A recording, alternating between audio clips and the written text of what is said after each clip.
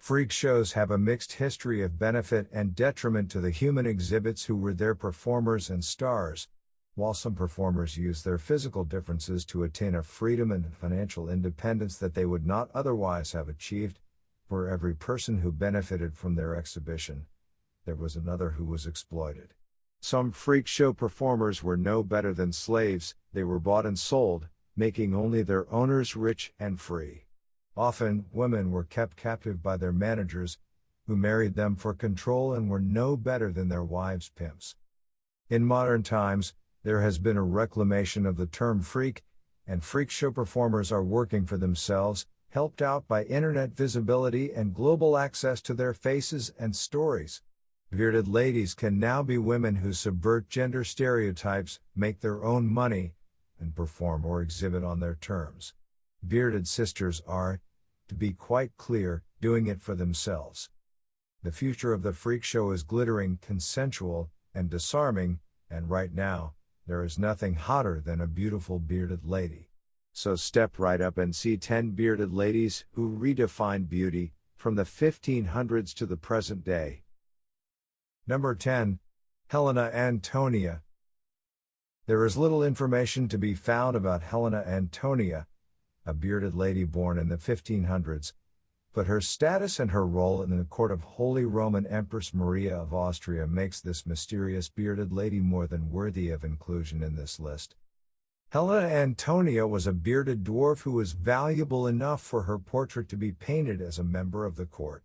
She was clearly dressed in the feminine attire of the time, and contemporary depictions of her show a full, dark beard. Was she seen as a fully actualized woman and member of the court, or did she have more of a jester role? Whatever her status was, her feelings on the matter have been lost to the mists of time. Little but her portrait remains.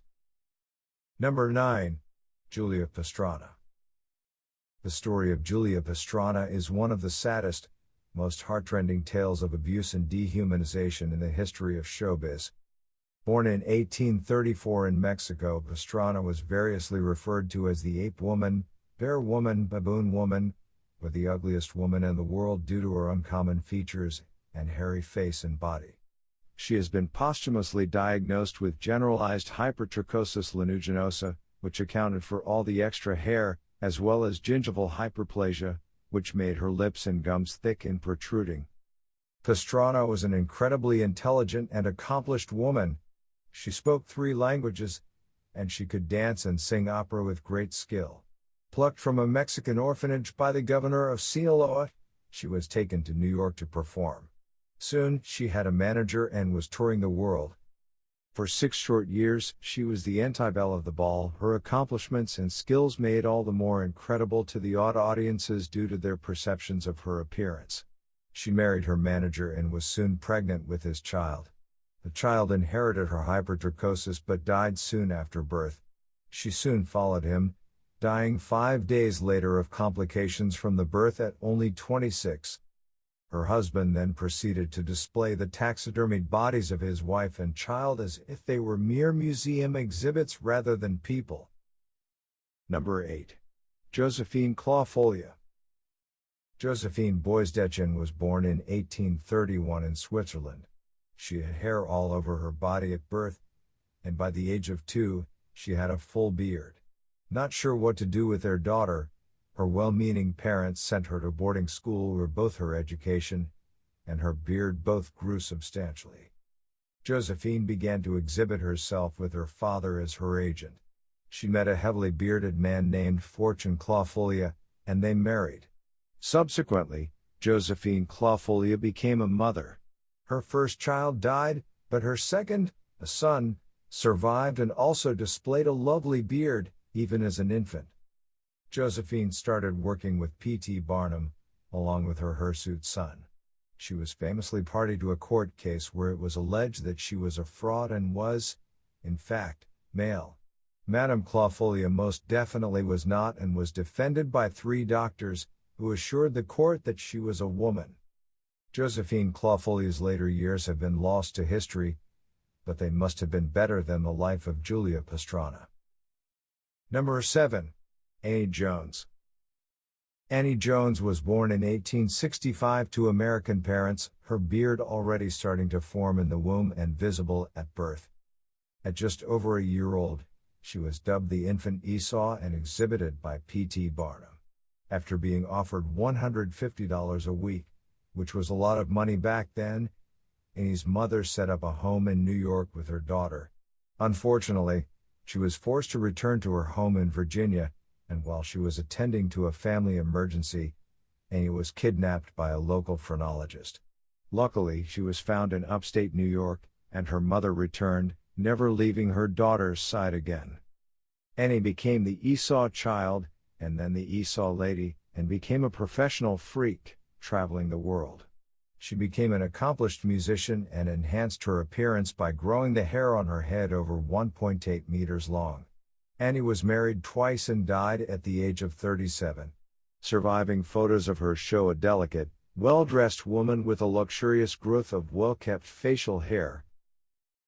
Number 6. Clementine de Leite. Clementine de Leite was a Frenchwoman who delighted in the beauty of her double-plumed beard. Bearded from her teenage years, Clementine was married to a baker and ran a cafe and bakery in Lorraine. Originally, she shaved her beard, but after seeing another bearded woman, she bet her husband that she could grow a better beard. The wager attracted customers to their cafe, which, before long, was renamed Cafe of the Bearded Woman. In 1904, she obtained government permission to dress in men's clothing, which she did sometimes. She preferred to cycle in a skirt, though. Clementine de Leite was a devoted wife and mother to her adopted child. She was a larger-than-life woman who really seemed like she would have been loads of fun to know. Unable to write, she dictated her memoirs and made it known that she wished to be buried under the words, "Here lies Clementine de Leite, the bearded lady." Number 5. Jane Barnell. Jane Barnell rose to lasting fame in her role as a bearded lady in the 1932 movie Freaks. Jane was sold to a circus by her mother at the age of 4, when her father was away on a business trip. That circus soon left for Europe. She was dumped in an orphanage in Germany when she became ill. Somehow, her father found and rescued her when she was 5. Despite this unfortunate start in show business, as an adult, Jane went back to performing and was touted as having the longest beard at the time of any bearded woman, at a length of 33 centimeters. She performed under the names Lady Olga, Madame Olga, and Lady Olga Roderick. She performed on the trapeze until a railroad accident ended her trapeze career. Then she became a commercial photographer. Jane Barnell was married several times and had 2 children, whom she outlived. She was not happy with the portrayal of the people in Freaks and was disappointed with her role in the movie. Number 4. Vivien Wheeler. Vivien Wheeler was born in 1948. Unlike the other women in this list, Vivien was born intersex and had operations to change her genitals to reflect a more traditionally female presentation. While her mother loved Vivien, her father just wanted the money he could make from her. From the age of 5, young Vivien worked the sideshows and sent money home for most of the year. On tour, she was taken under the wing of older bearded ladies. While at home, she was forced to shave. She did not like being forced to change herself by shaving. As she grew, Vivien changed her name to Melinda Maxey and became a person of great faith. She was married twice and had 2 more long-term relationships with men, despite not being exclusive in her attraction to men. Vivien is now retired and is the mother of 1 son, whom she gave up for adoption at a young age. She reconnected with him on the Maury Povich Show. Number 3. Jennifer Miller. Jennifer Miller is a contemporary, out-and-proud bearded lady who has embraced the freak show part of her life by taking control of her own performance in her own circus. Uncomfortable with the idea of shaving her face, Jennifer moved away from mainstream society and has spent her life embracing herself as a bearded woman, redefining her own definition of beauty with feminism and a dash of humor. Jennifer is the owner of Circus Amok. She is a creative force to be reckoned with as a writer, playwright, performer, and activist. Number 2. Core Babassu Diaz. Core Babassu Diaz's mother, who seems to live a pretty ordinary life, except that she just so happens to have a beard. Core has a full luxurious beard, which she exhibits in beard competitions against men.